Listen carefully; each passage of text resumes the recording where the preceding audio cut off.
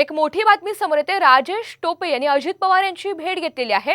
पुण्यातील सर्किट हाऊसमध्ये ही भेट झाल्याची माहिती समोर येते। आताच्या घडीची एक मोठी बातमी, राष्ट्रवादी शरद पवार गटाच्या राजेश टोपे यांनी आता अजित पवार यांची भेट घेतली आहे। सध्या अजित पवार यांचा पुण्याचा दौरा हा सुरू आहे आणि याच दरम्यान पुण्यातील सर्किट हाऊसला जाऊन या दोन्ही नेत्यांमध्ये भेट झाल्याची माहिती समोर येते। तर आता राष्ट्रवादीच्या शरद पवार गटाच्या राजेश टोपे यांनी नेमकी अजित पवार यांची भेट का घेतली याचं कारण मात्र अद्याप स्पष्ट होऊ शकलेलं नाहीये।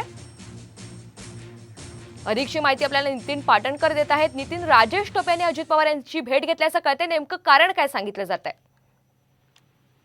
राष्ट्रवादी काँग्रेस पक्ष शरदचंद्र पवार गटाचे राजेश टोपे एक मोठे नेते आहेत। या गटाकडे जे आमदार राहिलेले आहेत त्यातलं एक मोठं नाव राजेश टोपे यांचं आहे। ते माजी कॅबिनेट मंत्री देखील राहिलेले आहेत। आज सकाळपासून अजित पवार पुण्यातल्या सर्किट हाऊसमध्ये दाखल झालेले आहेत। अनेक बैठका ते अधिकाऱ्यांबरोबर त्याचबरोबर कालवा समितीची बैठक घेत आहेत। याच दरम्यान राजेश टोपे या सर्किट हाऊसमध्ये दाखल झाले आणि त्यांनी अजित पवार यांची भेट घेतलेली आहे। मात्र ही भेट कशासाठी होती, काय चर्चा झाली याचे तपशील अद्याप बाहेर आलेले नाहीयेत किंवा कळू शकलेले नाहीयेत। मात्र अजित पवार यांची वैयक्तिक भेट घेऊन त्यांच्याशी चर्चा करून राजेश टोपे सर्किट हाऊसमधून रवाना झालेले आहेत।